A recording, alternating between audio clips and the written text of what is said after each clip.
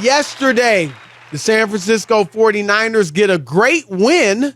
Their fifth in a row, convincing 33-17 victory over the Miami Dolphins.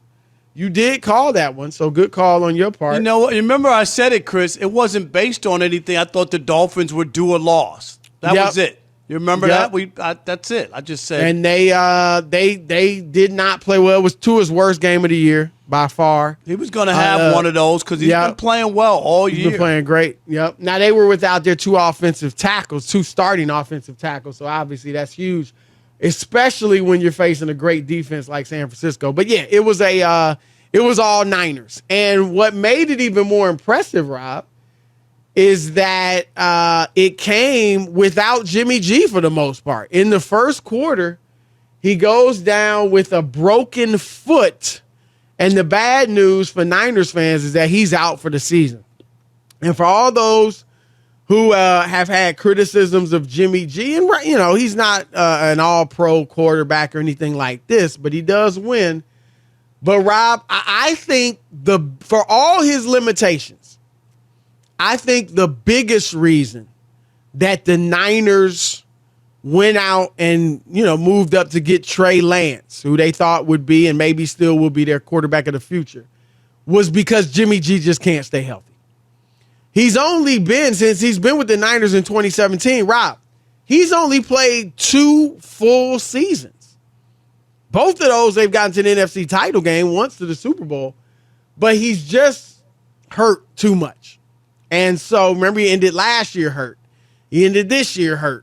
So he is out for the season, and Brock Purdy, Mr. Irrelevant. Yeah, you're right, Mr. Irrelevant, the last player drafted in 2022, comes in, Rob. I got to give him credit. Did well.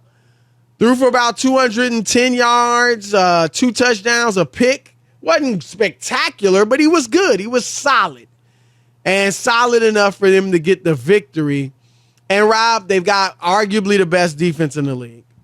They've got a host of offensive weapons. Okay. Do you think? No. So you think they're done? Chris, I know they have a lot of other things.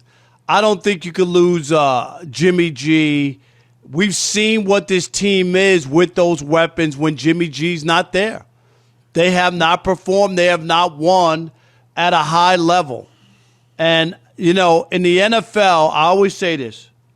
You're only as good as your backup quarterback, Chris, because if your guy goes down, you're going to be in trouble. So NFC, what do you think the future holds for them?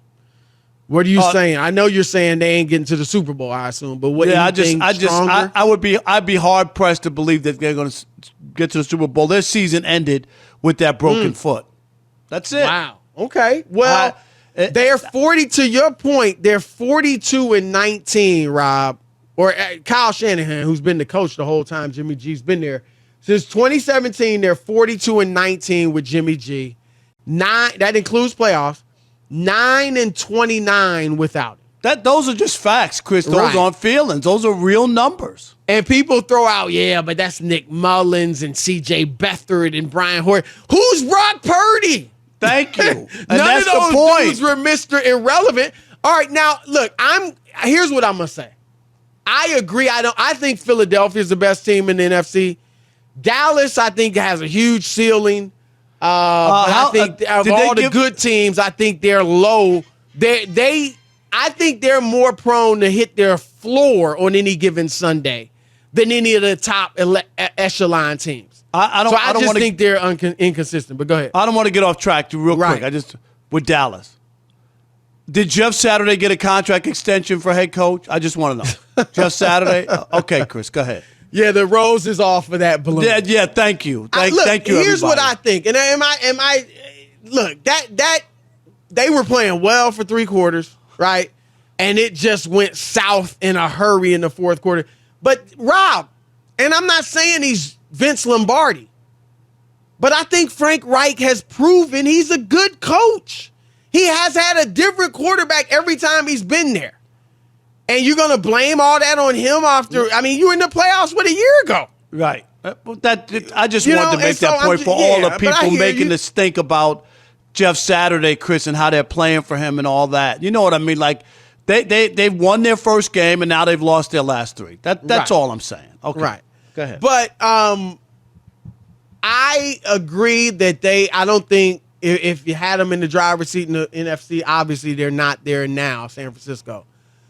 But Rob, with this, I don't know. I'm with you. I tend to be with you. I mean, logic just says there's no way in God's green earth that Mr. Irrelevant is going to step in. And he was good. He was fine Sunday. But that he's going to enable them to get to the Super Bowl. And that's what we're talking about. They're going to make the playoffs. But that said, Rob, here's what I want to throw at you. Because Baker Mayfield was just released by the Carolina Panthers. Do you think that San Francisco should go ahead and look into signing Baker? 100%. Absolutely. If you, Chris, it might be the reason that Baker asked to be released.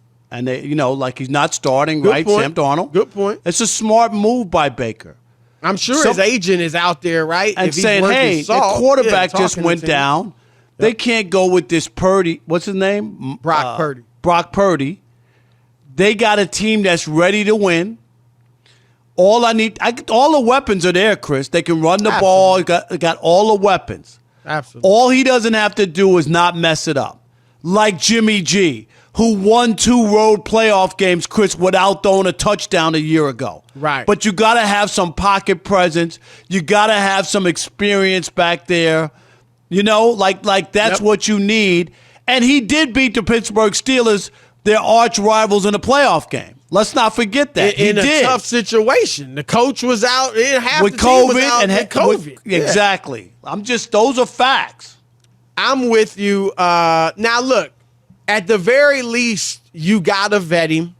I'm going to talk to Christian McCaffrey. What was this guy like in the locker room? What was his attitude? Did guys like him? Did you like him? Is he a leader? All that stuff.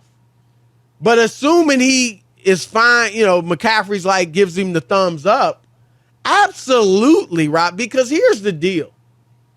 And I know every number 1 pick, every first round pick doesn't pan out to be anything special.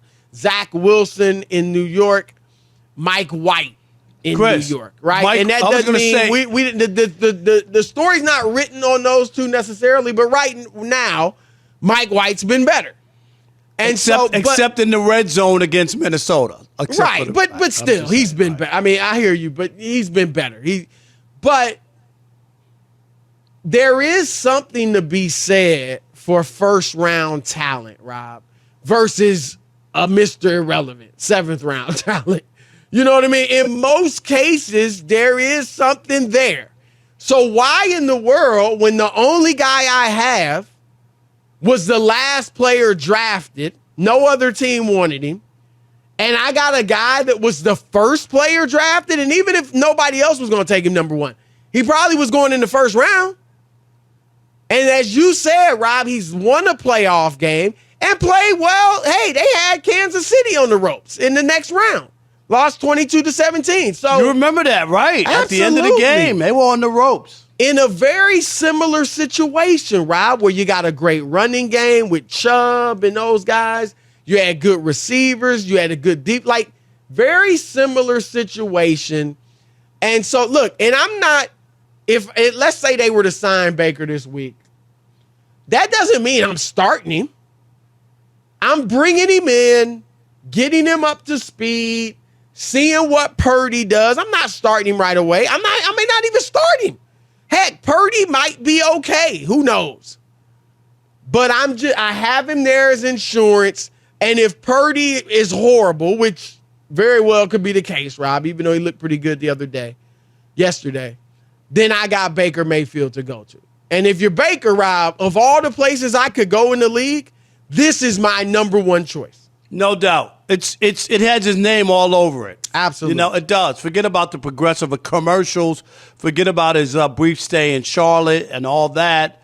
This is an ideal situation on his resume with the playoff win. and like you said, had a chance, played pretty well against Kansas City in that other game. So, you want to have an experienced QB. I think that's just where you want to be in those situations. I think it would be a great fit.